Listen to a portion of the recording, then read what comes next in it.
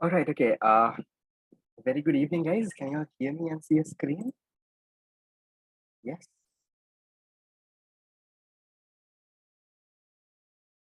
Can you hear me? Can see a screen? Yeah. Okay, right. We'll start with this, right? I'll just let you all know what the plan is. Okay. Uh, okay. Few things first before I think until everyone joins, I'll just let you all know this before I actually start teaching. Okay. So we've completed 50% of this entire thing that we wanted to complete. I think we started this long time ago.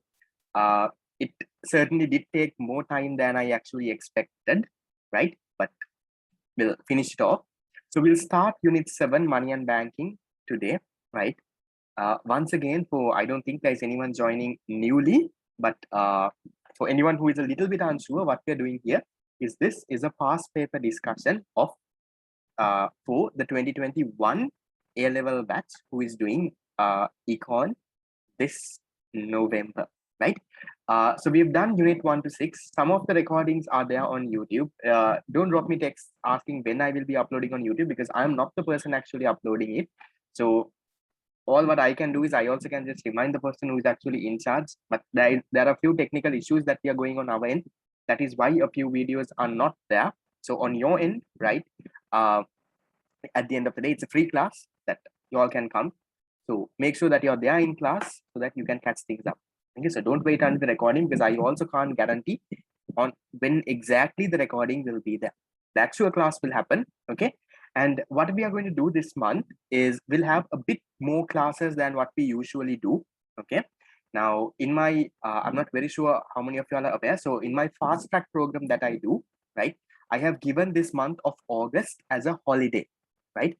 I have done, no, we're still in unit number 7, guys. We have 8, 9, 10 all to do. Okay. So I have given the fast track a break this month so that from next month onwards only, we will be doing the mock exams in the fast track, right? So my fast track students, you all know that we have 8 mock exams to do. A-level structured papers a bit harder than A-levels on September and October. So you can write that continuously and go and do your actual exam. But since August is a holiday for the fast track students, I will be using that time, right? The time slots of the fast track was Tuesday night, 7 to 10 p.m. and Saturday night, 7 to 10 p.m. So this time, right, I will be taking for the Beyond the Classroom program. Not all the days, right? Because I also have a bit of exams coming in the 3rd and 4th week of August. So I also will get a little bit busy there, right? But some days I will be taking it. Right now, I know it's a little bit disorganized when I all of a sudden come and tell you in the group that, you know, there is class tomorrow, there is class this day, right? I usually don't like to do that as well, right? I also prefer to be a bit more organized than that. So what I will do is after this class, maybe within this week, I will give you all a proper schedule as to when and when we will be having the class. Because you all can join for the mock exam program. There's a lot of students actually waiting to join, right? So the last 2 months of the fast track program, anyone can join. It's open to anyone. Obviously, there's a monthly fee, right? You all can join. What you all will do is the papers you all will get in the form of a book, right? It's not a PDF that you all get. It's a printed book every month that you will get. So in September, you will get a book with 4 mock exams, answers for all of that 4, which we will be doing and discussing during class. Okay, that's how it will work. I'll give you all information about that later if you all are interested. Okay, coming back to my topic. So I'll give you all a proper schedule as to when and when I will be doing what and what classes. Now I can't be exactly saying on this day we'll be doing this area. It's a little bit not, we're not that sure as to exactly what we can do. But what I will do is I will give you all a proper date. Okay, small issue. I think we've reached 100 participants on the Zoom meeting. I don't think we can have more than 100. So sorry about that. Hopefully people joined on time. Okay, because I don't have a 300 participant account now. Okay, given said that, right? So ideally, I'll give you just tentative dates. I'll give you all the exact date also, but try and keep Saturday, our normal Saturday morning, right? I might not have Saturday morning and Saturday night both, right? Our normal Saturday morning that we have BYC in the past weeks, that is 7 to 9 a.m. This time slot, Saturday night, 7 to 10 p.m. And also our Tuesday night slot, right? Tuesday night, that is a fast track slot. Only this month, right? That will only happen this month. From next month onwards, it will only be Saturday morning, because from next month onwards, fast track will start back again, where I need to use this slot for the fast track. But this month, I can utilize that time for BYC. So I'll let you all know of that. I'm hoping that is fine, because I think we have a bit more to finish, and that is why I'm putting in a few extra classes. There is no one is forcing you all to come to this, right? You all want, you all can come, you all can learn something, and do that, right? That's up to you all, right? Don't drop me text asking for changes in times, because all my time slots are full, right? I don't really have any other time slot, so because there is no point me just replying no on a chat, no guys, right? Because it's almost impossible. So, and also about the YouTube recordings, I also don't know as to when exactly it will come. So on your end, make sure that you're there in class. Okay. Any questions before we start? Sorry if I sounded a bit more serious. Yeah, I sound a lot serious today. Okay. Just as I say not to ask me. Okay, when will I upload the recordings of Unit 4? Guys, I don't know. I'm not the person in charge of uploading this. The person uploading has a few technical issues. So I don't know when that will be sorted. There's been there for some while. The person can't upload the recordings for some reason, right? So I'm not very sure what exactly will happen, but eventually it would come up, right? Please don't wait for the recording. Trust me, you all will not have time to watch the recordings over and over again and do it. On your end, right? On your end, I'm pretty sure that your end, I'm pretty sure that most of you all must be now. I'm hoping that my fast track students, you all are completely done with the past papers by now, right? I'm hoping that is the case. Okay, I have fast track students, guys, I'll look into it. I have not yet sorted the recordings out yet. I will look into it. We'll talk to Huck and we'll see what exactly. But I want you all to ideally come to class, not wait for the recording. Guys, it's not an issue with our YouTube channel, guys. It's an issue with the connection and something, right? So the YouTube channel is fine. We can upload on the same thing. Okay. Just as I asked for questions, I had a lot of other questions. Fast paper. Okay, fast track, guys. Fast track will start. Okay. Just give me a few seconds. Wait, hold on. Okay, I'll just tell you all what is left in the fast track. If you all are interested, you all can join. So this month there is no fast track class. I'll just tell you all. Hold on, give me like a second.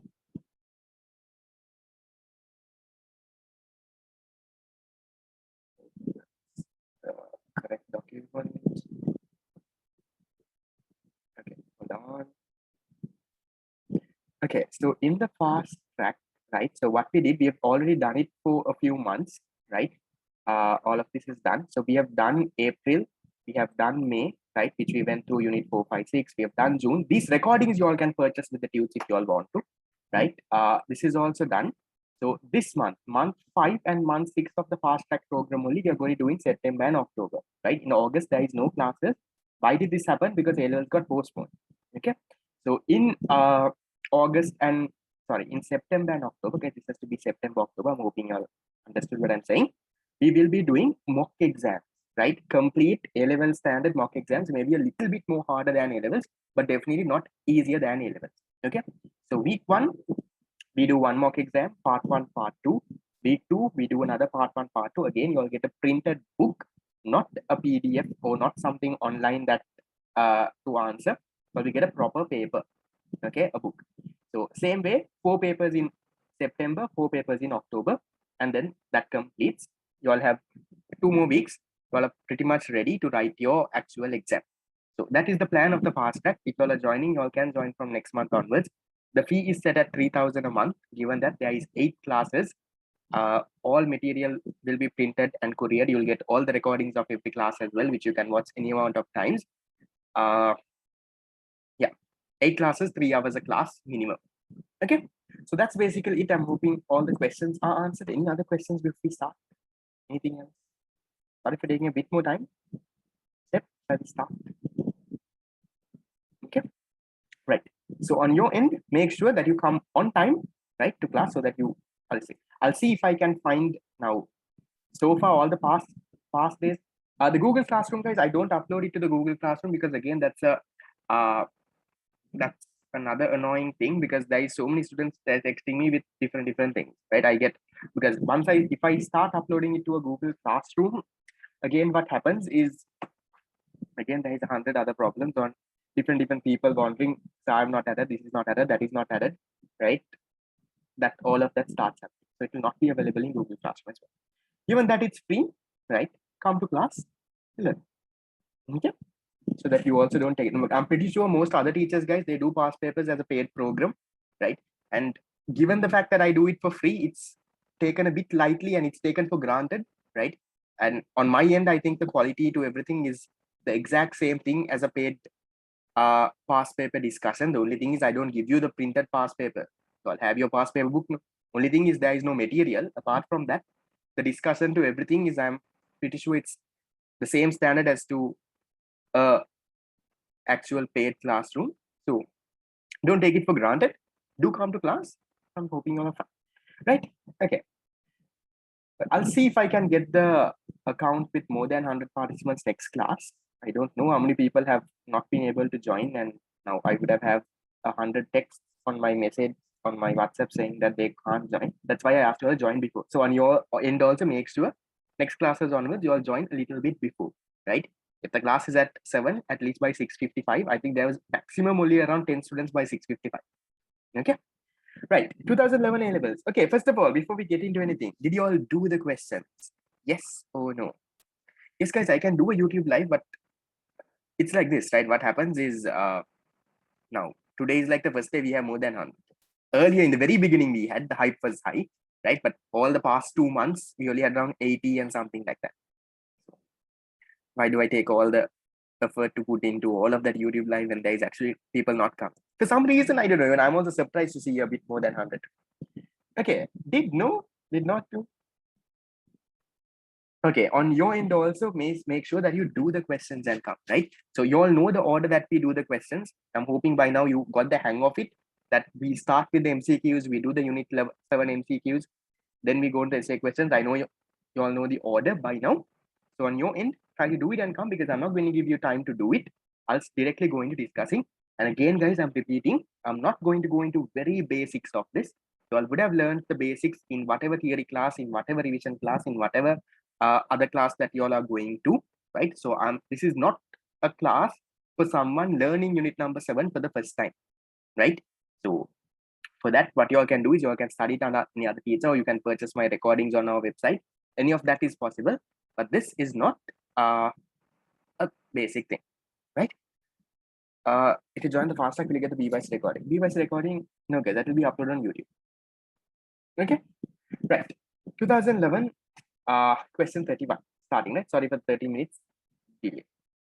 Okay, the following table shows the balance sheet of a commercial bank in a banking system. Okay, give me a second, shall I close? Okay, no, never mind, we'll start. Okay, the following table shows the balance sheet of a commercial bank in a banking system. We have liabilities and we have assets.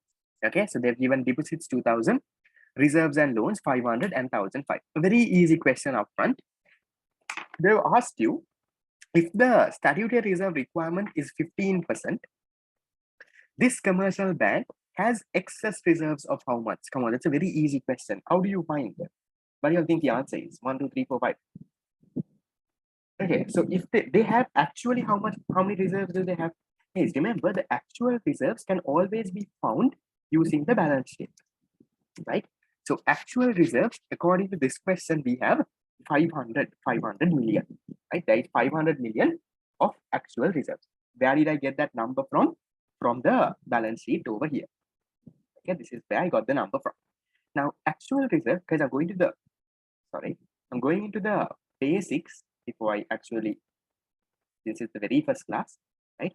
A little bit of basics, right? So actual reserve, how is actual reserves made up of? Actual reserves, right? Actual reserves is a combination of required reserves. What is required by the SRR and any excess reserves, right? That is the combination of. So if you look at this case, we have actual reserves of 500, right? Required reserves is how much? They're telling you it's 15%. 15% of what? They're saying SRR is 15%. It's 15% of the total deposits, guys, right? So there is 2,000 of deposits.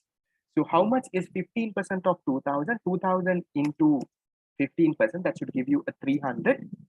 And then you have excess reserve. So now if you work things around, I'm hoping that you should be able to find how much of excess reserves we have. So that's 500 minus 2000 into 15% is 300. So we have 200 million of excess reserve. So that's the answer for the first one. It's a very straightforward, a very, very easy question. So 2011 A levels, question number 31. The first one, the answer is number 1. Hoping that's fine. Almost all of you all gave me the correct answer. Then we'll move on to this. Again, a very easy question, right? Which of the following is a liability of a commercial bank? Now, have you seen the commercial bank's balance sheet here? Commercial banks. So on liability side, you have different stuff. On the asset side, you have different stuff. So from these, they're asking you, which of the following is a liability of a commercial bank? Commercial bank. What do you think is a liability to them? Guys, the answer here is number 1, the time and savings deposits. Now, time and savings deposits are what customers put, right? When customers, okay, let's say I opened a savings account, let's say in Sampath Bank. Now, what does that mean? That means Sampath Bank has to give me the money, right? Sampath Bank owes me, right? So, what is that? It's a liability to Sampath Bank. So then, on the other hand, if you look at the other stuff, right? Let's say cash on hand. Now, cash on hand, it's the cash they have. It's an asset to them, right? Deposits on central bank. So when the commercial banks, they deposit money on the central bank, right? Again, that's another asset to them. Right? That is their money they have put. Commercial bills discounted. Just think of it, the commercial bills they have, and even bank overdrafts. That's a loan that they have given. It's an asset to them. So you end up with answer number 1. Please give me 1 second. I'm getting a small call. Hold on. All right, sorry. I think that was a call I got from the people in charge. I think there's a lot of people texting and wondering why they can't join. Guys, on your end right now, make sure that you join early, right? So that at least, okay, I have no idea of getting how many members can actually join. I have no idea of getting a count. So on your end, right? Okay, now I'll try to make sure that next time I have a count more than 100. If that doesn't happen, join early, right? That's all what I can do. Okay, are we okay with this shape? Guys, any questions asked? Okay, I'm hoping these are okay. These are very basic questions that I didn't go into deep also, right? Which is the liability? It's the time and savings bill, because the commercial banks have to repay this back to the customers. All the others are assets to them. Okay, and then if you go into question 33, this was an interesting question. Okay, question 33 says, when the Central Bank of Sri Lanka enters into a reverse repo agreement with commercial banks. Now, first of all, before getting to the consequences of a reverse repo, you all need to know what is a reverse repo. Oh, a reverse repo is a shortened form for a reverse repurchase agreement. What is a reverse repurchase? Who is selling? Who is buying? What do you all think? In a reverse repurchase, who is selling?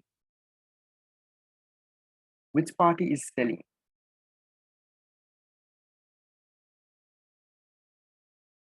Excess reserve means extra loans. The excess reserves, yes, you can give it out as well. Fine.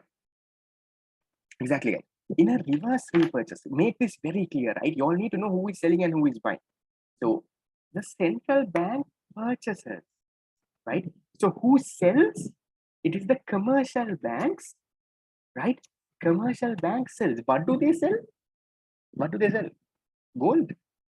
What are they selling? What are they purchasing?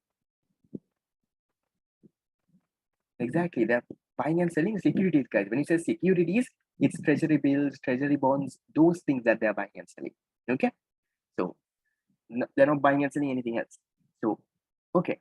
Now, when the commercial bank is selling and the central bank is purchasing, who gives money to whom? Tell me that. Central bank is the buyer, commercial bank is the seller. Who gives money to who? Exactly. The central bank gives money to commercial banks. Understand the story behind this, right? The central bank, okay, so CBSL gives money. I'm writing in very basic form. Don't go and write this in the paper anywhere, right?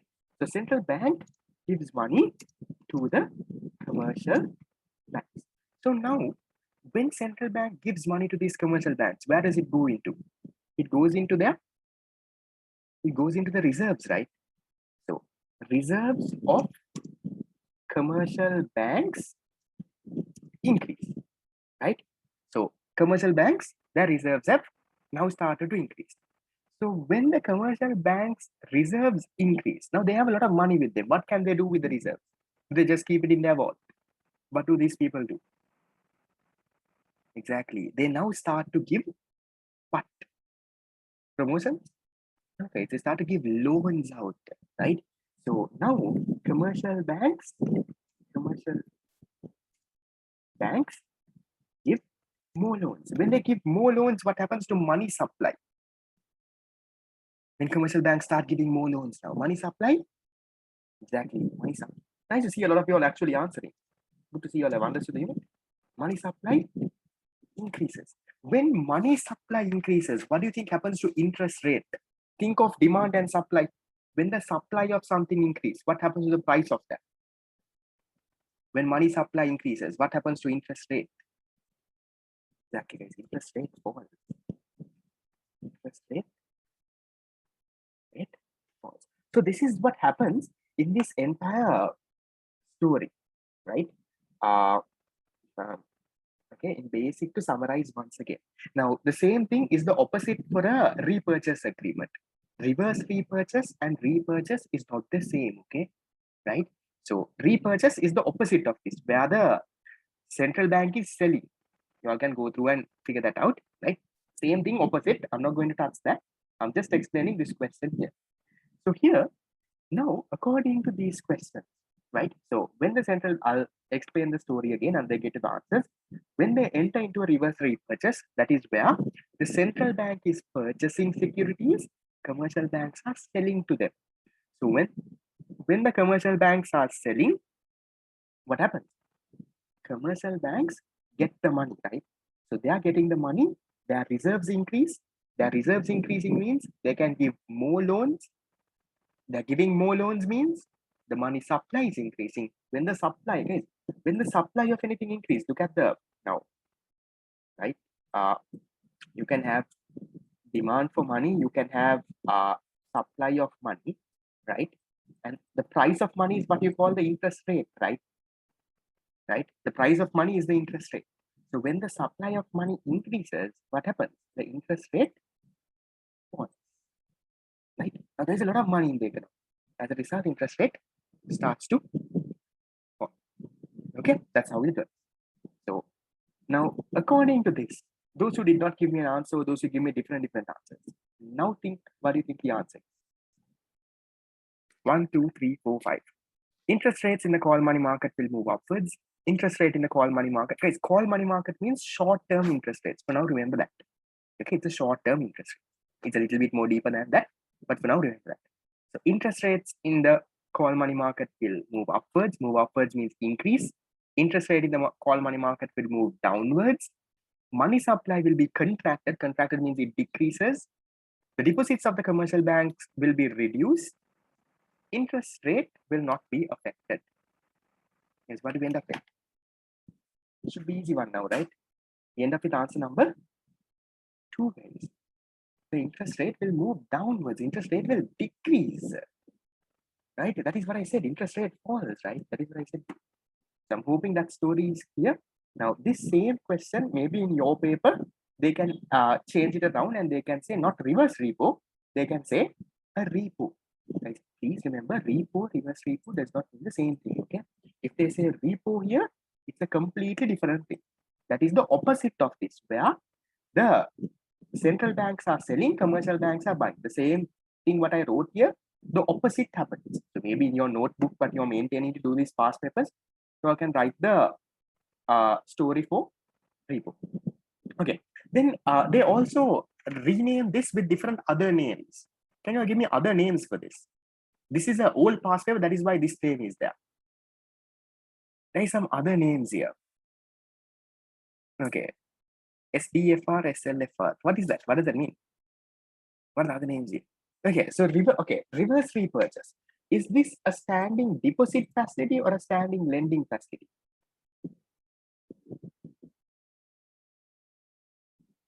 Hmm? What is this? Lacking. What is lending or depositing? Okay, I have depositing, I have lending. What do you think? Hmm?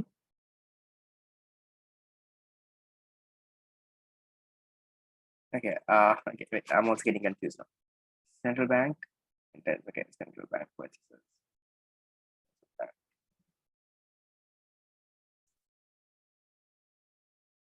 The lending, no? Yeah. Okay. Don't confuse me. Okay, so this is a standing lending facility rate. Okay. Okay, so standing lending facility rate, or in other words, you can call this a reverse repo. Now, how did this word standing lending come? Now, this happens when, right? This entire process happens when the central bank gives money, right? They lend money to the commercial bank. So central bank is purchasing means central bank is giving money to these people. They are lending money to these people. That's why you call it the standing lending facility.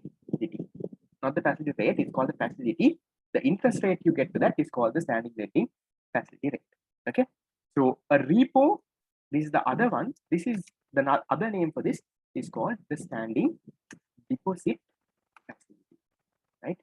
Deposit facility.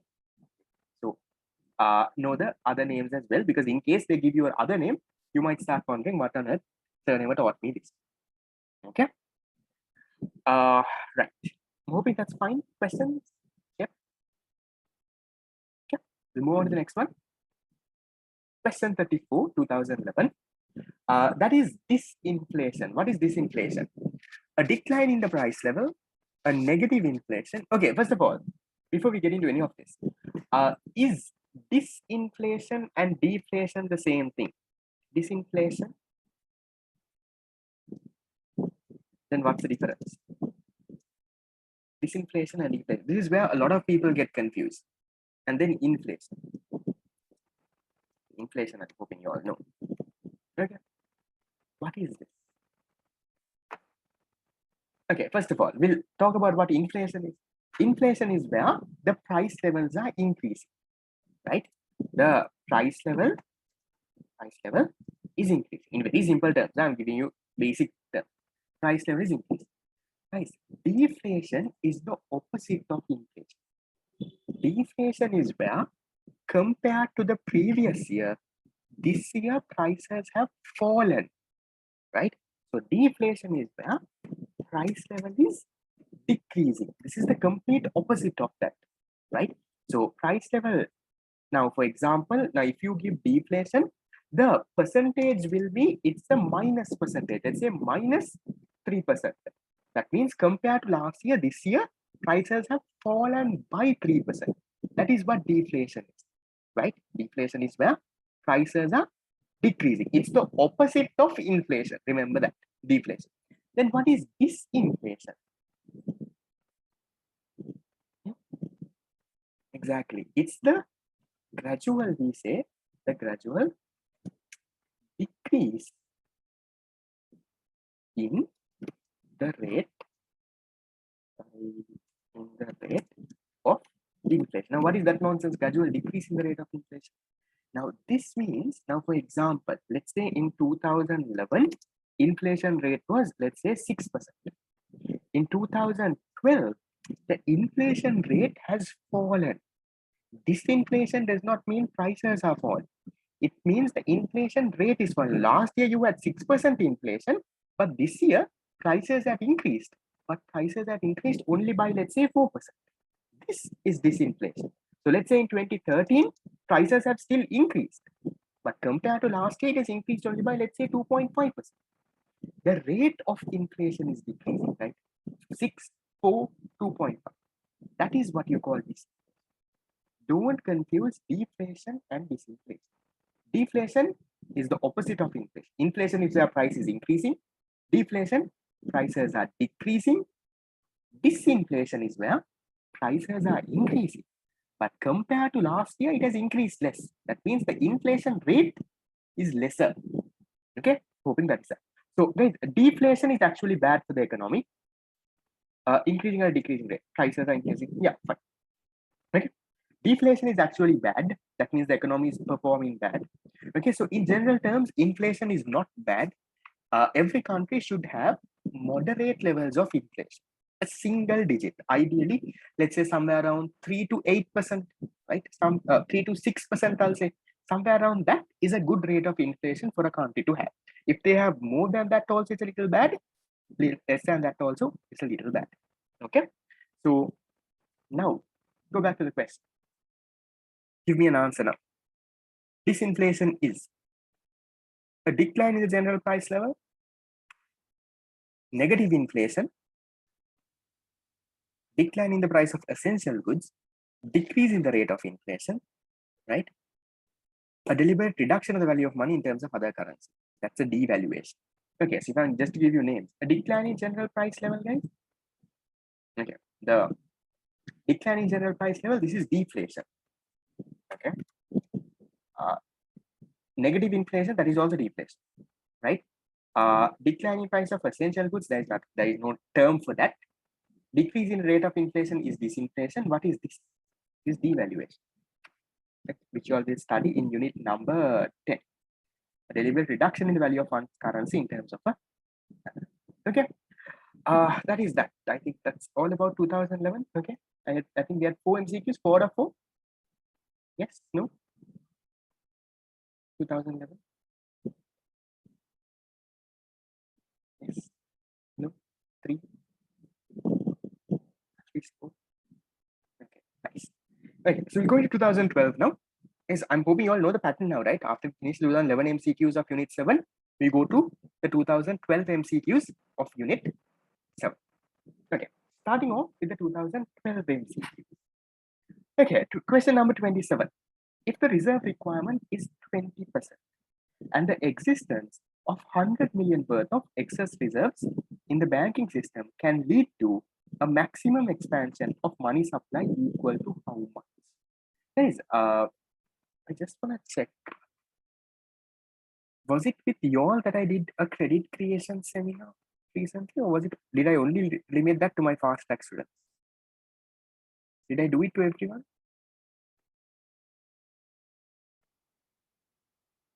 Yes, did to all, right?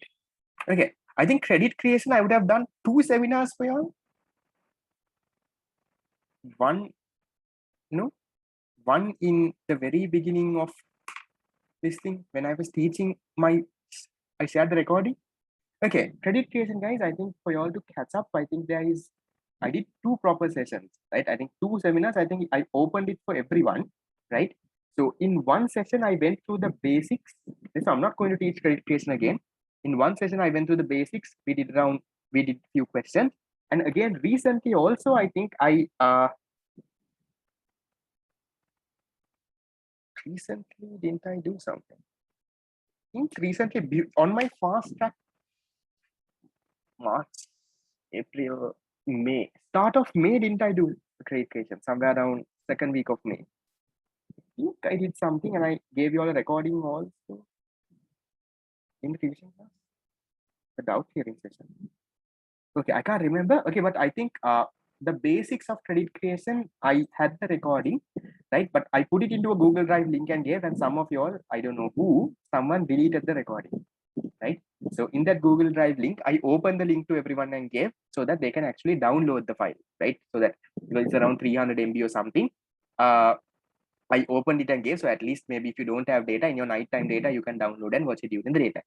So that I downloaded and gave, and some fellow in that file, they deleted the file. They deleted the recording. So now in that link, there is a link. I don't know if you all have it.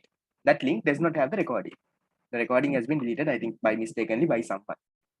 I'll see if I can find the recording. I also have to now dig in my computer to find it. But if someone can give me an exact date as to when we did that class, then it makes it a little bit easier for me to go and find it. Because I have almost 500 recordings in my computer to find one by one. It's a little hard. You can give me an exact date. I think it makes it easy. I'll share the recording with you all. If I can find it, I'll maybe put it on YouTube also. Okay. Right.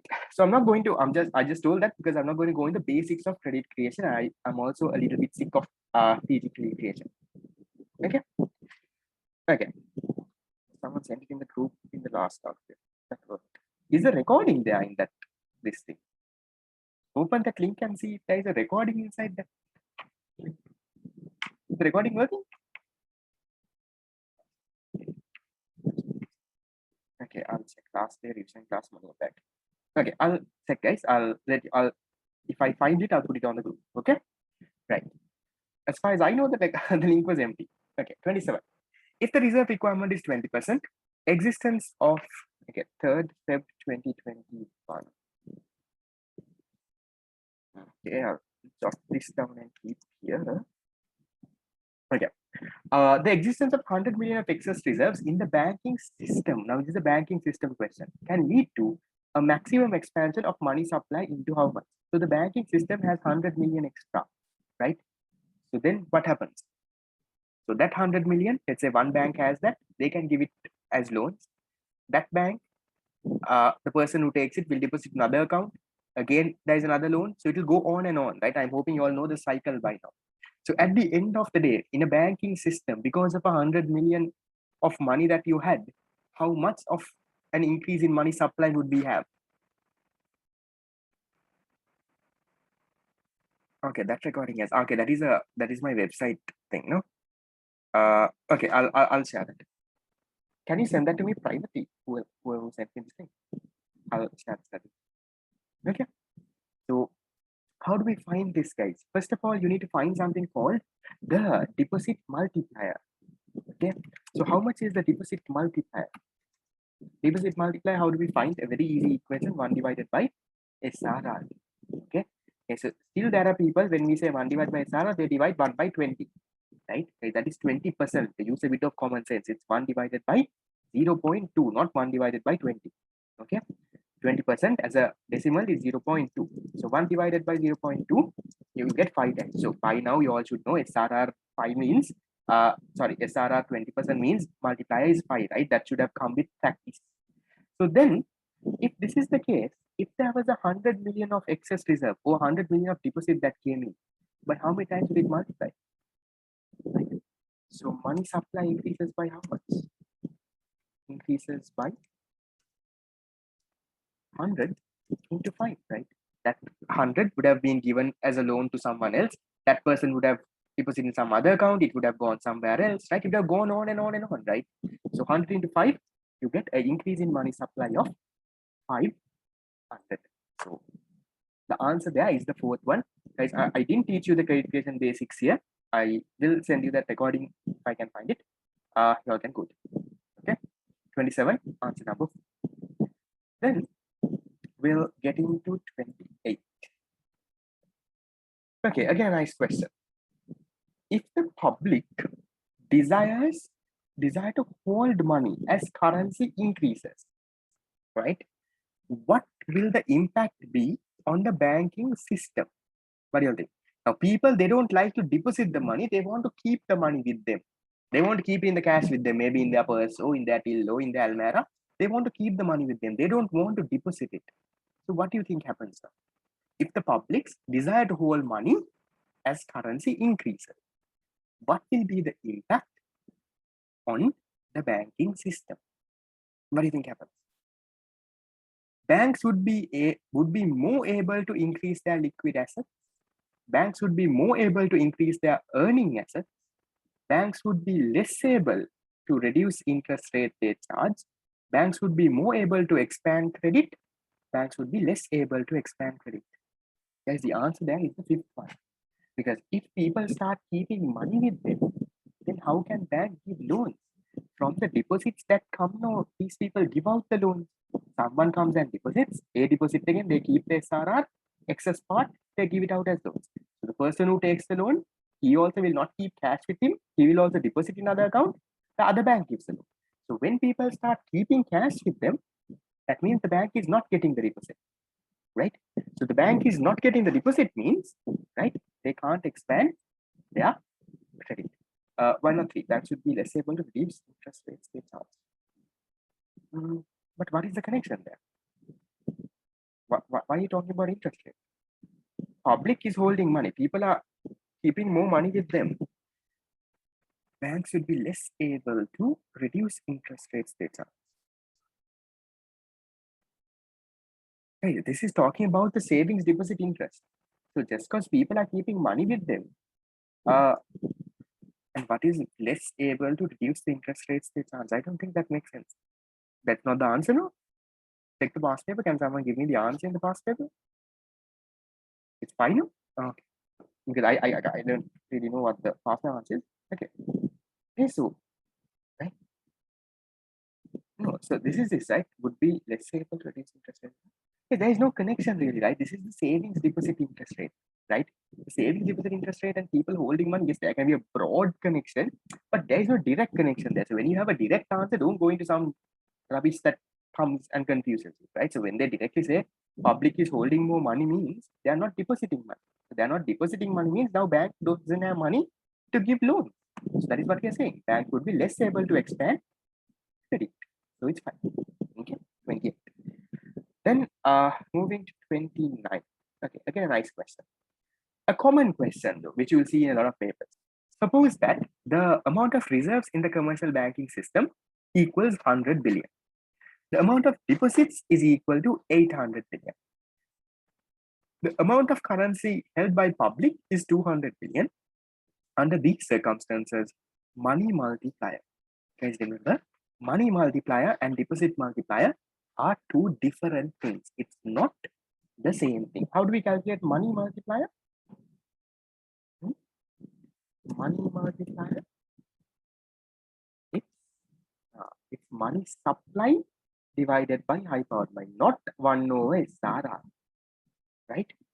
So I'm hoping you all know that, right? That is money multiplier. Okay, so this divided by this. So then in this question, how much is the money supply? How much is the high powered money? That is what you need to find. Right? So money supply, right? In these questions, when they say money supply, now money supply, you have various definitions, no? M1, M2, M2B, M4, right? So usually, right, unless specifically stated, they're talking about which money supply, M1, 2, M2B, or M4. Unless it's specifically stated, which one are they using? They're using the M1 definition of money supply, right? So M1 is what?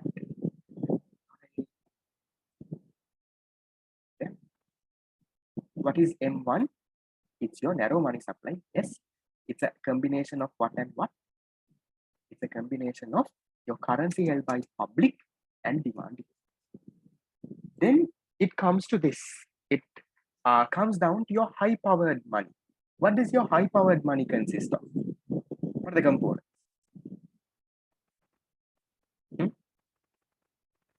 High powered money? No, it's not M1 plus time and same chip. Exactly. So remember, high powered money, you have a lot of stuff, right? Currency held by public, currency held by commercial banks, right? So currency held by the central bank, commercial banks deposits in central bank, and different stuff. But in a question like this, you will simply have, right, the reserves. So, okay, now I'm hoping you all know okay, what are the components of high powered money, right? First one, currency held by public. What is the next one? Right? Currency held by commercial banks, right? That is any excess reserves maybe if they have, right? Commercial banks. So this can be their excess reserves if they have more money with them. Okay. Then we have this. The third one is demand deposits doesn't come under high powered money. Okay. High powered money is actual cash, right? Physical cash. Okay. So then commercial banks deposits, commercial, is color visible? Yes, so is it too light? Deposits with the central bank. This is what you call the what? Mm, required reserves, right? The SRR, required reserves. Okay. And then also you have, what is the last one? Deposits of government institutions in the central bank, right? So those are the components of high powered one. This is the actual part of it. But if you look at this question, all four of this is not there, guys, right? When you look at a question, a simple question like this, from these, right? From this set, you only have, right? So from high powered money, you only have currency held by public, and you have this, the SRR part. If they have given you maybe total reserves of this thing, then maybe the second part will also be there. The fourth part usually is not there. They can give, I'm just saying in usual questions like this, those are not there. So now, can you find this? Can you do the numbers and let me know how much do we get? Currency held by public is how much? They're saying 200 billion. Demand deposits, they are saying is 800, right? So the 8,000. Fine. So currency held by public, again, 200. How much is the reserves? How are you going to find the reserves out now? That is the third component of high powered money. Yes. Commercial bank, that's exactly. So how much of reserves do they have? Suppose that the reserves of the commercial bank, they're saying it's 100, no? 100, right? Commercial is 100. The amount deposits is 10. Sometimes they don't give you reserves, right? Sometimes they give you the SRR and total deposit. You have to calculate the reserve in some questions. Here they have directly given you reserve. So then this divided by this, that is 1000 divided by 300. How much do we get, guys? We get 3.33. So an easy one. But this is a common question that they test, right? In a lot of papers, I have seen this question coming. So the answer is the fifth one, 3.33. Anyone questions? Yep, confused. Hoping that's fine. Yeah, right. We'll go into the next one. That's question number 30. Okay. Open market purchase of government securities. How do you get M1? Guys, M1 is this. Money supply M1 is currency held by public and demand deposits. Remember the definitions M1, M2, M2B, M4, right? This is M1, currency held by public and demand deposits. The question they give you, right? Currency held by public is 200, demand deposits is 800. Okay? That's how M1 came. Okay, then, okay, open market purchase of government securities by the central bank. Okay, this one, high powered money, we do not consider deposits of the government. This high powered money means the actual money, right? So the actual cash, right? In case you're confused, right? High powered money means the actual printed money. So where can this actual printed money be? One, it can be with the public, currency held by public. Another way, it can be with commercial banks. Maybe public went and put, commercial banks are keeping. Another place where this money can be is that commercial banks could have deposited their SRR they put in the central bank. That could be a part. The last one is maybe if there are government institutions which made some profit. Wait, it's a very theoretical, okay? Government institutions which make some profit, they could have put that in the central bank. That is the only way you can have actual money. But in reality, there is much more. According to these theories, that's all. Okay? So deposits and stuff don't come into this. Like demand deposits, saving deposits, no. Okay? Okay, back to this. Okay. Open market purchase of government securities. Guys, this is like a reverse repo, which I just taught you all some time back, right? Central bank is purchasing, commercial bank is the what? The consequences are the same. So when the government purchase securities, sorry, not the government, the central bank purchase securities, what will happen? Increase in bank reserves and thus increase in monetary base, decrease in bank reserve and thus decrease in monetary base, Increase bank reserves and decrease monetary base, decrease bank reserves, increase monetary base, decrease bank reserves, Okay, whatever said and done. Okay, go to your previous question. When they are selling, what is happening to reserves and what is happening to monetary base means the money supply kind. Monetary base means the actual high powered money, but even you can connect it to money supply also. What is happening to reserves? What is happening to money supply? Central bank worsening, both are increasing, right? Reserves are increasing, money supply is also increasing. That's what it's over there. Same thing, right? So open market purchase means it's like a reverse repo. The commercial bank, central bank is buying, commercial banks are selling. So commercial banks get the money, their reserves increase. As a result, they give out more loans. The money supply also starts to increase. So answer number 1. Increase in this.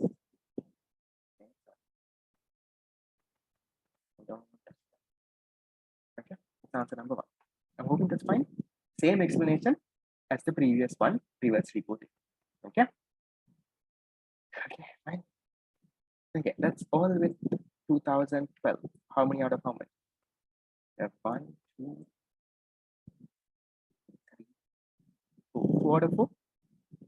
Yes, no. Fine. Okay, I think in the 2013 paper we have a bit more questions. We have a bit more than this one. The 2013 paper is actually the hardest paper in A-level econ, right? If you have realized, that's the hardest one. So even the MCQs are a little harder than the normal one. Okay. Question 27, it goes a little bit against what we have normally learned and all of it, right? Here, for some reason I feel a bit more tired. Okay. A closed economy has a banking system consisting of a single bank. Now here, okay, they're saying there is a banking system. Now, what is a banking system? A banking system is a collection of multiple banks, right? A collection of a lot of banks. But here they are saying the economy has a banking system consisting of only a single bank. So in that country, there is only one bank, right? So the banking system and the single bank is the same. That is what they say. So it's a little bit of an uncommon question. Okay. The bank operates with a reserve ratio of 10%. Customers deposit 10,000 in cash. Yeah. Assuming no subsequent changes in notes and coins in circulation, what is the maximum amount of loans that this bank can grant? Guys, when we are doing this question, do we do this according to a single bank question, or we do this like a banking system question? There is one bank in the entire banking system. How do we do this question? When you're approaching this question, when you're doing whatever calculation that you need to do, you need to figure out whether it's a single bank or a banking system, right? So remember, guys, in case they tell you there is a monopoly bank, right, or a single bank in a banking system, when you're doing the question, right, you do the question thinking of this as a banking system, not as a single bank. Yes, there is only one bank, but one bank is an entire bank system. So when you're making your calculations, you use the deposit multiplier. Imagine that the single bank can also make credit, right? That's again a very theoretical, it's a very unrealistic situation. So then, okay, think of a bank. Now forget about the single bank. Now you approach this question as a banking system question. Think there is a banking system. A customer is coming and putting 10,000 to the banking system. How much of loans can the banking system grant? But at the end of the day, how much of loans will they grant? Banking system. Okay, so how much is the deposit multiplier? 1 divided by SRR, that is 1 divided by 0.1, it's 10 times. So if, okay, so total deposits, right, if 10,000 rupees came in, it would have got multiplied by 10 and deposits would have been 100,000. But in this question, they're not asking you for the deposit, right? They're asking you for how much of loans, right? So if you are to have this, right, a banking system, you have deposits of 100,000. Okay, so you have deposits deposits of 100,000, right?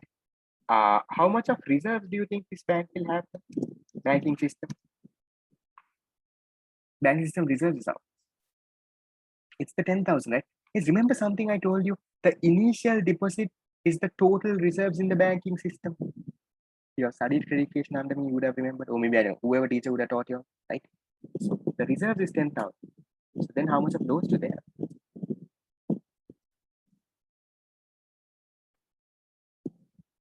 Balance the balance sheet, guys. It's 90,000. So that is your answer. Okay, so I'll repeat what I explained. Okay, when they give you a question, right? When they give you a question saying that there is a single bank in the banking system, or if they say it's a monopoly bank, that means there is only one bank, right? When you're approaching the question, when you're finding the answer, think of that as a banking system. Even if there is one bank in the bank, whole banking system, it's a banking system, right? So if they ask you what is the maximum amount of loans it can give, it's not 9,000, it is the entire banking system's maximum amount of. If they ask you for the maximum amount of deposits that this will create, then it's this. It's not a single bank, right? That's why I told you guys. Now here they're saying no, it's a single. The banking system consists of a single bank. This is called a monopoly bank. It's a very rare situation. So when they give you something like that, think of it as a banking system, not as a single bank. That's what I'm telling. Okay. Logically, it doesn't make sense, right? Only one bank. How can they do that? I also totally agree with you. For me, also logically, it doesn't make sense. But these are the theories that were there 100 years ago. You can't do anything. You'll have to do that there. Okay. So loans is a 90,000. You end up with answer number 4. Is that okay? They confuse you all too much. Yes. Yep.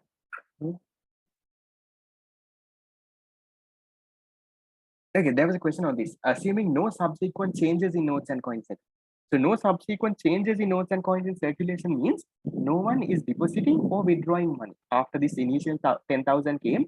After that, subsequently means after this. No changes in notes and coins means no one is depositing or no one is withdrawing. So if someone deposits or withdraws, then the notes and coins will start changing. If someone withdraws, notes and coins in circulation increases. If someone deposits money, notes and coins in circulation decreases. So they are saying no subsequent changes in notes and coins in circulation means that what? There is no one else depositing or withdrawing. They don't even have to give that point, right? So, okay. LL syllabus is full of assumptions. Yes, true.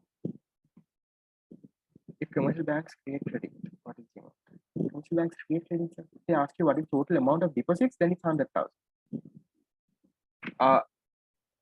How is the deposit found by multiplying by 10? Yes, deposits is found by getting the deposit multiplier, 1 over SRR.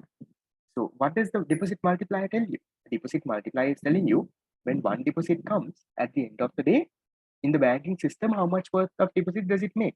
How it gets multiplied and how many times it makes? The deposit multiplier is 10. That means if a 10,000 deposit comes, it gets multiplied by 10 in the banking system, there will be 100,000 worth of deposit. That's how that 100,000 gets. That's the meaning of the deposit multiplier. Right? That means the initial deposit, how many times it gets multiplied? The banking system. Okay. Yep. No? Confused? Yes. Fine. Okay. Going to the next one. Okay, this is an easy one. According to Keynesian theory, in which circumstances would there always be an increasing demand for money?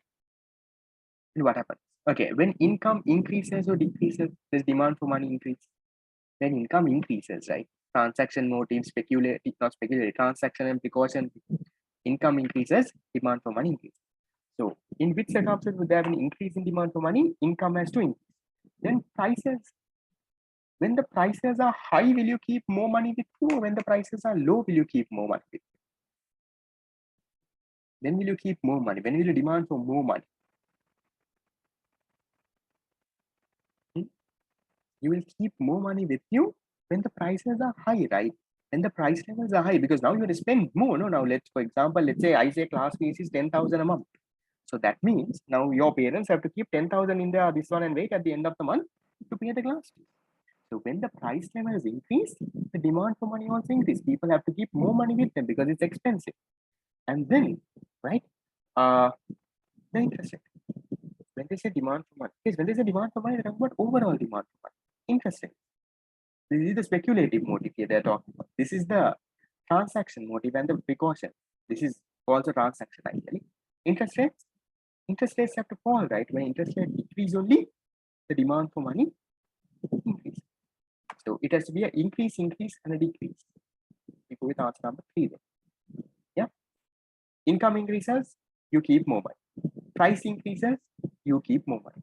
If the interest rate decrease, you keep more money. I'm hoping you all remember the speculative motive, the whole story. Why does it happen? I think I explained this yesterday to the 2022 theory class. I'm teaching it to them. I think they will know it and they will explain it better than. Okay. Is that okay, Shep? Easy one. 28. Answer number 3. Fine. Yeah. We'll move on to the next one. Are you tired? Okay, we'll do 2 and 10. I'll give a response. Right. 29. Okay. Question 29. How is online classes? How is everything else going in this thing? Fine. How are the other subjects? How is okay? Apart from econ also. How is econ? How is business studies? How is accounting? How is IT? How is I don't know any other subject that you're doing? Doing okay? I think there's a lockdown again. It might come, might not come, but I don't know. Yes, some people have issues with accounting. Physical classes, yeah, I think it has been nicer. But then again, online classes also has its own advantages. Physical classes is more fun. I totally agree with that, right? I also want to badly. Will they make the paper easy this year? They won't do that. The paper will be no, not. Which year? What do you mean which year? Yeah, still the classes are going to be online. The same thing, right? Online you have advantages, you have disadvantages, but the biggest disadvantage of online is you don't get to see your friends, and the boys you don't get to see the girls. That's I think the biggest disadvantage. I don't think girls go to see the boys. Does it work that way also? I definitely know the boys go to see the girls. I'm not very sure if it works the other way around. The girls can confirm, but possibility of a change in let's go. No, let's go. We calculate the normal way that they calculate. Apart from that, I think that's the biggest disadvantage. Apart from that, I think the online classes advantages, don't need to travel, you save a lot of time and money. The recording is there. I know it gets a little boring at times. That happens. I also go for university lectures. I also see how boring it can get at times, but that's the thing. So both things have I know online is a bit more convenient because of now. Unless you are very rich and you are traveling by a vehicle and all of that, then physical class is fine. But for people like me, I had to go by bus and come by bus, and it takes 1 hour to go, and then it's physical is a little harder, right? So things like that is there. Yeah, bus ride is also nice. It's nice. Not that I go alone, I go with my friends only. But yeah, 2 sides of the story. So learn to adapt. Online is hard. Accounting might be a little hard, no? True enough. I think if the proper teacher could have done that, I've not taught accounting in long time. Okay, nice. Okay, focus on all 3 subjects. Make sure all 3 is done because I have a lot of students I have seen, 2 A's, 1 C, 2 A, 1 S. Messed up, no? Don't get there. I try and make sure the 3 A's are there.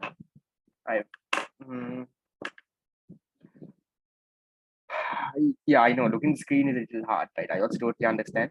Let's go. We'll do this thing. I'll give you all a small break to walk around and stuff. Okay. Once 2013 is done. Okay. So question number 29. Assume that the economy is at full employment. Okay, this is a good question. Policymakers wish to maintain the price level stable, right? So they want to make sure the price level is stable, but want to encourage greater investment. Which of the following combinations of monetary policy and fiscal policy would best achieve this goal? Okay, now fiscal policy, I have not taught you all. Okay, first of all, what is expansionary monetary policy? Expansionary monetary policy. What does that mean? Expansionary monetary policy is where you reduce interest rate, right, and increase money supply. That is expansionary monetary policy. Then what is expansionary fiscal? Expansionary fiscal policy. What is this? Fiscal policy in unit number 8 we'll study, right? We have not gone there yet. We'll study this very, very soon, right? So increase in government expenditure, increase in government expenditure, and a decrease in tax, right? That is the expansion. Now, when you do both of this, right? When you have an expansionary monetary and an expansionary fiscal, what happens to aggregate demand? Okay, so if you have expansionary monetary policy usual, right? What happens? It's your consumption and investment starts to increase. Consumption and investment increases, right? As a result, what happens? The aggregate demand increases, there will be inflation, all of that is the same, right? When you have this, then there is an expansionary fiscal here. So there also you can talk about government purchases increasing, right? So government purchases increases, that gets passed on, right? And consumption also increase. So and consumption increases. So as a result, again, aggregate demand increase. So whatever aggregate demand increases, to cater that aggregate demand, the output also increases. Both things, same story. So now here, in this case, right? In this now, I'm hoping that's the basic of what these policies are. Now in this case, right? In this case, they are saying, right? Now you all need to know when aggregate demand increases, price level will also start to increase, right? Prices also start to increase. So here they are saying, assume the economy is at full employment. Policymakers wish to maintain price stable. So they don't want the price to increase, but want to encourage greater investment. Now to encourage greater, yes, now you can even, guys, even using the fiscal policy, investment will increase, okay? Right? So when government spends on, let's say, things like highways and stuff, that's investment, right? Increase. So they want to increase investment, but they don't want to increase the prices. Now, usually investment increase, aggregate demand increase, demand pull inflation, price also increase. They want to increase investment, but prices, they don't want to increase that. So which of the following combinations of monetary policy and fiscal policy would best achieve this goal? So ideally, right, for this to happen, one policy has to be expansionary, one policy has to be contraction. You understand that through one policy, you try to boost the economy so that investment increase, right? Price also increase. So the other policy, you try to bring it down so that the price is actually stable. That is what you're trying to do here. So which policy should be expansionary? Which policy should be contraction? Which one? Answers 1, 2, 3, 4, 5. Monetary policy, no change. Okay, I'll just tell you how it works, right? Okay, so assume that monetary policy, there is no change, right? Fiscal policy is contraction. So monetary policy, no change. Fiscal policy, contraction means aggregate demand is falling, investments are falling. So it's definitely not the first one, right? First one is no. Second one, if you have an expansion monetary policy, fine. Okay, investment increase, prices also will increase. Fiscal policy, you're not doing nothing. But then can you maintain prices stable? Can't. So second one is also gone. The third one, expansionary monetary, okay. Contractionary fiscal. Okay, fine. Looks okay. We'll wait there. The fourth one, expansionary monetary, expansionary fiscal. Now, if you do expansionary monetary, expansionary fiscal, yes, investment also increases, prices also increase. Problem, right? So they want investment to increase, but they want prices to be stable, right? So again, not the fourth one. Now you have the fifth one. They are saying contractionary monetary, expansionary fiscal. Now here they are saying expansion monetary, contractionary fiscal. Which one is the better one? Is it the third or is it the fifth? This is the question even when I was doing A-levels I had. Right? I'll give you the same explanation my teacher told me. Right? The point was, right now, I also had an argument. I also went and asked the teacher, why not the third one? The answer is the fifth one, right? The argument is, right, if the government wants to get something done, right, they have to initiate it, right? They have to spend and do it. So if the government wants to encourage greater investment, right, the government has to spend. So where is the government? Now, when you reduce interest rate, you expect the private sector to spend. So it's not the government, not the private sector. Ideally, if they want to encourage more investment, the government should take the first step. The government should start investing. Only then the others can do it, right? So the government starting to spend first is you have an expansionary fiscal. Government starts purchasing, right? Government starts spending. They start on projects, different things. Investment increases. Prices also increase. In order to counter attack that, in order to reduce the price back, you have a contractionary model. You do that. So that becomes the answer, the fifth one, right? The third and the fifth one both make very, very much sense, right? But again, the logic behind it is if you want to boost the economy, the government has to start it, right? That is how it usually works. So if the government wants to encourage spending to increase investment, they have to start it. So that is why we have an expansionary fiscal and a contractionary monetary. But if a company which wants to do so, companies can want to do so, but usually how it works is the government has to start. Okay, that's the logic behind it. That's what I was also taught. That's what I'm teaching you all as well. Okay, if you all go, you all can now, guys, you always study this a bit in detail if you all do it at a degree level, right? Which we have gone into detail and there's different other stuff. I'm not going to put all of that, then that is too much of information for you all. Just for your knowledge right now, remember, well, the government needs to start. There's a better explanation which I'm not going to give you. Okay.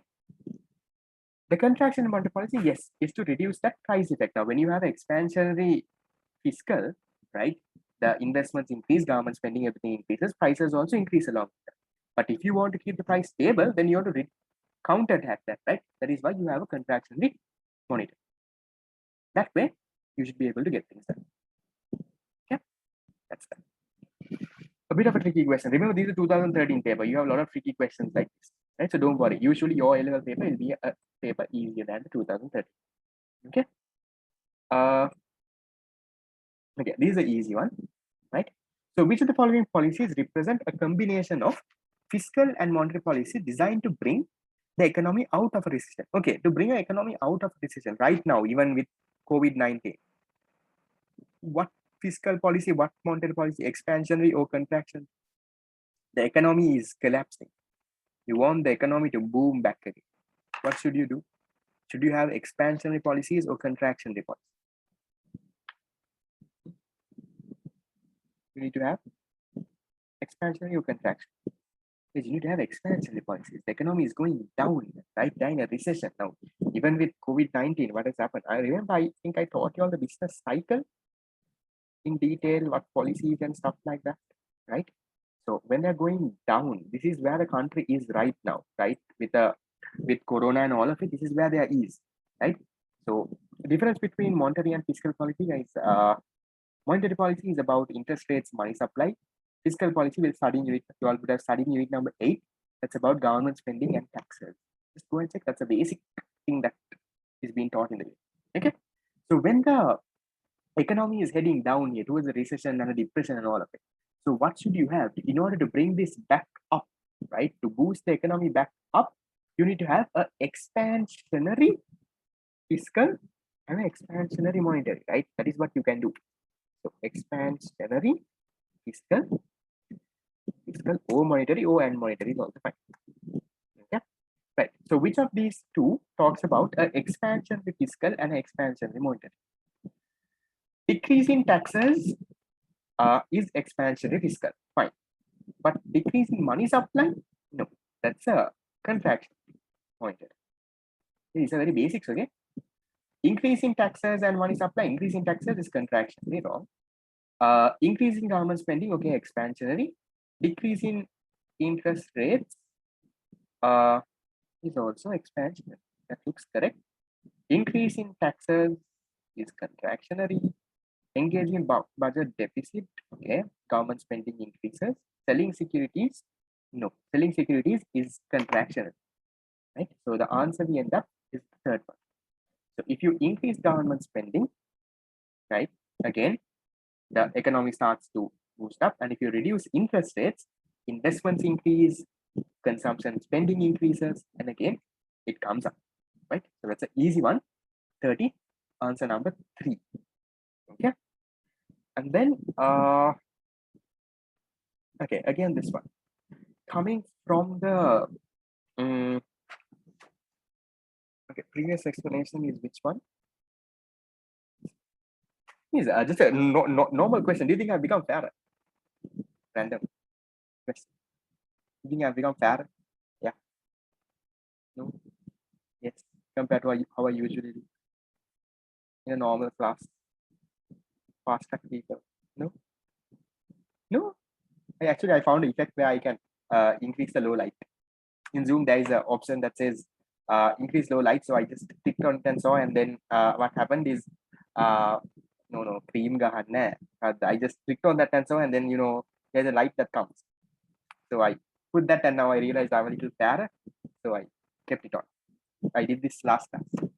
I did a seminar for the 2022, so I was playing around with the thing just to see if I can make my thing bit more clearer.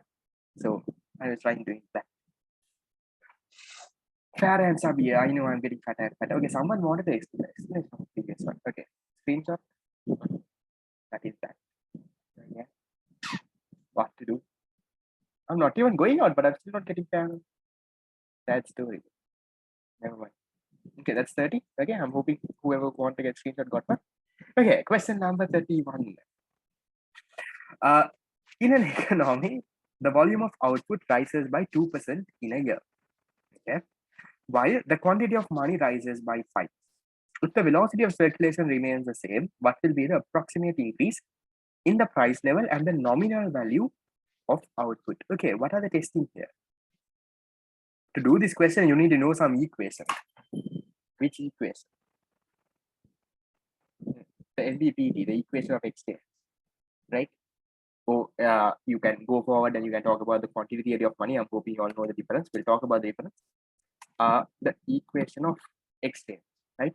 So what does the equation of exchange say? The equation of exchange says that MV equals PT. Now, what is this nonsense, MV and PT? MV is a place that we used to go to earlier when we went for classes in Sigma. MV is what we call mind benches. I don't know if you're in terms of. Okay. So in this case, right, what is M, what is V, what is P, what is P, right? M is money supply. Okay. What is V? It's velocity of circulation. Okay. Circulation. What is P? It's the price level. Right? Price level. And what is P? Guys, P, or you can even use Y. Okay. If you use T, it's the number of transactions, right? Amount of transactions. In the same form, you can also use it as Y, right? You can use it as what? If you use it as Y, right? You can MVPT or MVPY, both talk of the same thing. Y is the output, right? The amount of goods that is sold, right? So the output. Okay, so you can call this a real output or the real GDP. Okay, now in this case, they're saying the volume of output, right? That means this T. I remember I said T or Y, same thing, right? This has increased by 2%. Okay, so T has increased by 2%. Okay, so this has increased by 2%. Okay, and they're saying the quantity of money rises by 5%. Okay, the money has increased by 5%. This money supply has increased by 5%. Velocity of circulation remains the same. That means velocity of circulation, no change, 0%. Okay, there has been no change in this. They are asking you what will be the approximate increase in the price level and the nominal value of total output. Guys, when they say nominal value of total output, it's this, right? This is called the nominal GDP, right? The Y here is real GDP multiplied by the price, you get nominal GDP. That's a connection there, right? So nominal value of total output means P into T. Okay. So first of all, what is the number that we can give it to the increase in price level? How much is the increase in price level? This side has increased by 5%. So this side also has to increase by 5%. So how much should the price level increase by? Guys, remember, you don't multiply percentages, right? You add percentages. Okay. So here, right, it's 3%, not 2.5. Okay, so you can say 2.5 into 2 no is 5. No, remember, you don't multiply percentages, you add percentage. Okay, so that is why that it's that way. Okay, I'll just space this out a little. Hold on. But guys, do you see this biology? There's a biology teacher who talks. There were some videos going viral recently. This one was talking about some that girls belong in the kitchen or something, right? There was a whole video going viral. What a nonsense, no? Total rubbish. Totally disagree with whatever that he has to say. Oh yeah, actually very sad. Okay. Okay. So PT. I generally don't talk about rubbish like that. Okay. So how much has price levels increased by, guys? Price levels have increased by 3%, right? So it has to be one of these. So the increase in nominal value of total output, how much has that increased by? Nominal value of total output is this entire component. So how much has that increased by? It has increased by 5. So you get an answer. Is this, right? The fourth one. Guys, remember, if they tell you nominal GDP, it's PT, OPY, right? Okay, so I'll use Y also here, right? PT, OPY is nominal GDP. If they tell you real GDP, nominal GDP, if they give you real GDP in the question, it's only this. This is the real GDP. P into this is the nominal GDP. I've seen questions like this. So guys, this is the equation, right? So when you have percentages, you don't multiply percentages. So this component has increased by 5%. This component has increased by another 5%, 3 and a 2. Okay? The bio teacher, I saw those videos on Facebook. It was not on the news, it was on Facebook and people sharing and a lot of statuses on WhatsApp. Okay, that's the way. Remember guys, percentages, you don't do that. Okay, the percentages we add. This has increased by 3%. This has increased by 2%. So in total, that component has increased by 5%. You don't say 3 into 2, it has increased by 6. No. Okay. Guys, in case in this question they tell you real GDP, it's Y. This one here, real output, real GDP. This is real GDP. Okay, so if they give you P and Y together, right? PY, this is nominal. Yes, how do I get 5%? 3 plus 2. This 5%? This 5% is given in the question. Not. Money supply increases by 5%. That is how this 5% came. Velocity of circulation is constant. So 0, not changed. The volume of output has increased. That is this one, 2%. How did I get this 3%? If this side is 5%, this side also has to be 5%. So 5 minus the 2, you get the 3. They're asking you for the increase in nominal value of total output. The nominal value of total output is this, right? But I have boxed over there. Right? This is the nominal value of total output. So 3% and 2% is a 5%. Right? That's that. Okay. Done. Last question. Okay. The questions are getting tougher and tougher, means I need to explain more and more. Okay. The following table. Okay, are we okay with that, sir? I'm hoping that's fine. Okay. Moving on to the next one. Okay, now listen carefully to this. I'll give you a break once this is done. This is a little bit of a harder question. Okay. The following table gives index numbers for a measure of an economy's nominal value of GDP from 2008 to 2012. Okay. Now, nominal value of I know this chapter is interesting. Okay, so 2008, right? The nominal value of GDP was 100. 2009, the nominal value of GDP is 96. 2010. Okay, so I'll just give you for 3 years. right? Because it's decreasing in all years, right? It's 90. Okay. Now, on our end, how is the nominal value of GDP made? How is the GDP calculated? Nominal GDP. How is it calculated? How is usually like how do you calculate GDP, guys? It's the value of all your goods, right? So it's in very simple terms, it is your price multiplied by the quantity, right? So price multiplied by how much of goods you are making. That is how you get your nominal value of GDP. So how much is your output? What is the general price level, right? So now for this to decrease, right? Okay. Now here, this is 100. So let's say, okay, I can give you, okay, let's say, okay, I'll give you, the price is 50. We have produced two goods. Let's assume that's how that 100 came. We have produced two goods. The price of one good was 50. That is how that 100 came for 2008. Now for 2009, right?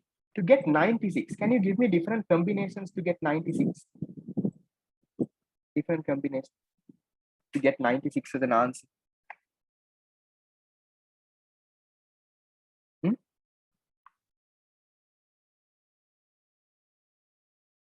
I find GDP somewhere here. Okay, so 40, let's say, okay, 48 and 2. So this can be 1, right? Another one. So we can say, let's say 24 and 4, right? So we'll go with these two ones. Okay. Now here, but okay, what I'm trying to prove is, guys, I don't want you to understand the numbers here. What I'm trying to prove is, right, listen very carefully here, right? The nominal GDP can decrease, right?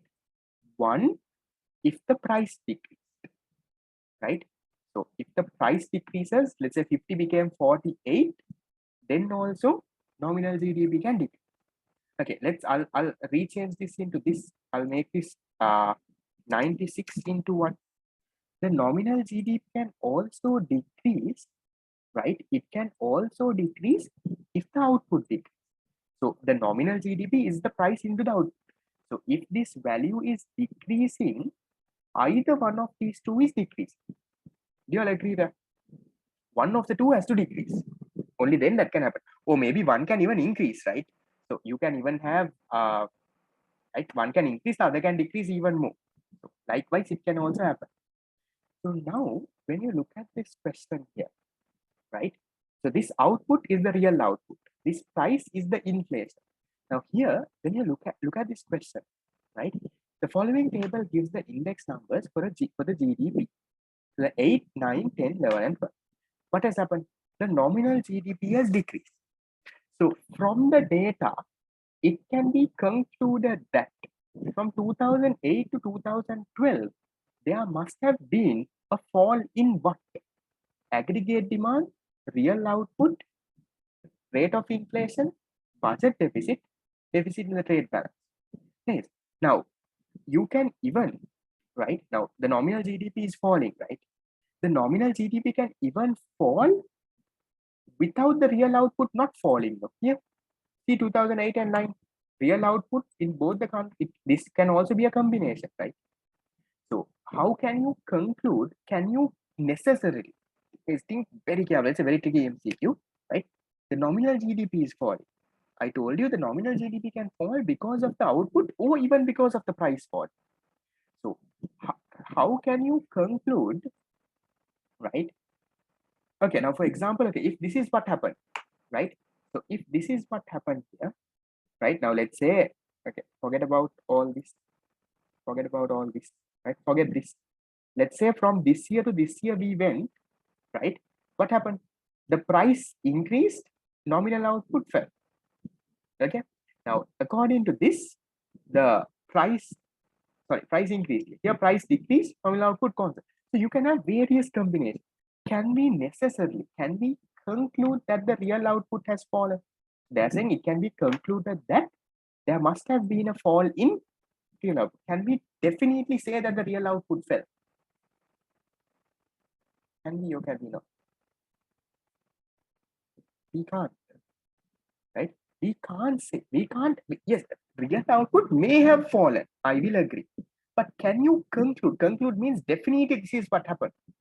You can't definitely say that the real output fell, because even with the real output being constant, if the price level fall, nominal GDP can fall. So therefore, I'm cutting off that answer. You can't conclude that, right? Can you conclude number 3, that it was a fall in the rate of inflation? That is why the real nominal GDP fell. Can we conclude that? That also you can't, right? Because look into our second case here. In our second case, the prices are increasing. 50 became 96. But why did the nominal GDP fall? There is no fall in the rate of inflation. Inflation increased. 50 became 96, almost a 100% increase in inflation. But the real output fell. So that is why this fell. So you can't conclude that the rate of inflation falls as well, right? So when the nominal output is falling, it can be a fall in real output. It can be a fall in inflation. You can't necessarily say it's definitely because of this. Is that clear?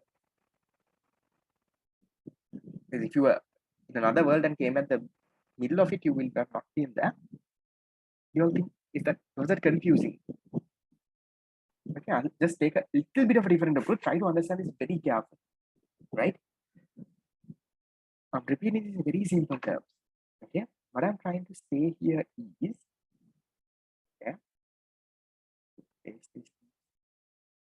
okay, what I'm trying to say here is, now every year the nominal GDP is falling, right?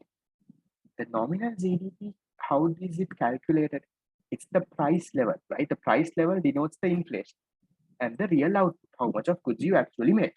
So this number can fall, right? Either because of a fall in price. Maybe 50 became 48, real output did not change. That's how it happened. Or it could have become 96 because of, let's say, a fall in the output. Maybe the output fell to 1. The price level has increased. So you can't specifically, conclude that this fell only because of a fall in real output. They are saying, no, from this data, it can be concluded that there must be a fall in. You can't necessarily conclude there is a fall in real output.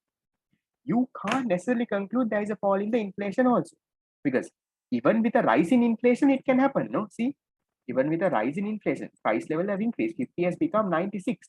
So even with a rise in inflation, nominal GDP has fallen. Even with constant output, nominal GDP has fallen. So you can't say the nominal GDP fell because of one of these. So then what is the answer? If it's not 2 or 3, what do you think the answer would be? There should have been a fall in what? Because the answer is number 1. There should have been a fall in the aggregate demand. Now, aggregate demand shows the overall output, right? The overall thing. So if the aggregate demand, again, is a combination of price, output, both. So if the aggregate demand falls, yes, the nominal GDP will fall. So aggregate demand is the correct answer there. It's not it's not real output. It's not rate of interest. The other answers, guys, don't make sense. Fall in the government's budget deficit and a deficit in the trade balance does not really make sense. A deficit in trade balance means your exports. Okay, so export minus import, your balance is a deficit, you're importing more, right? Now you can't necessarily say, now again, this also, right? You can't conclude, you can't definitely say that there is a fall in this, right? If inflation falls, then AD increases. I'll give you a break once this question is done. Okay. Is that okay? We end up with answer number 1 there. It needs a little bit more advanced thinking than what we normally think. All these questions usually in the 2013 paper need a little bit more advanced thinking than the normal one. Okay. So that's why we get the first answer. So we had a lot of questions here in this. 1, 2, 3, 4, 5, 6. Okay, how much out of 6? 6 out of 6.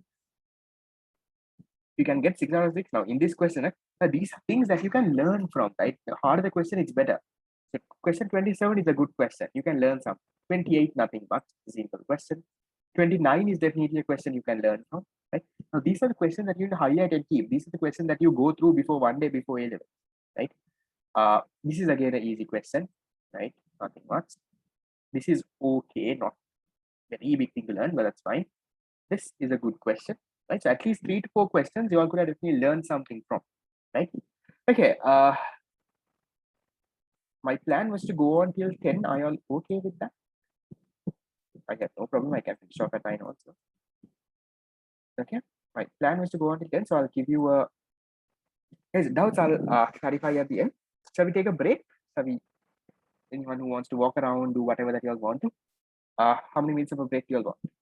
I'll give you all a 14-minute break, a little bit of a longer break, right? Yes. Okay. Okay, so come back by, now it's 8:36. Come back by, let's say, 8:50. Yeah, come back by 8:50. Guys, I usually start on time. Okay, so take a break till 8:50 and get back.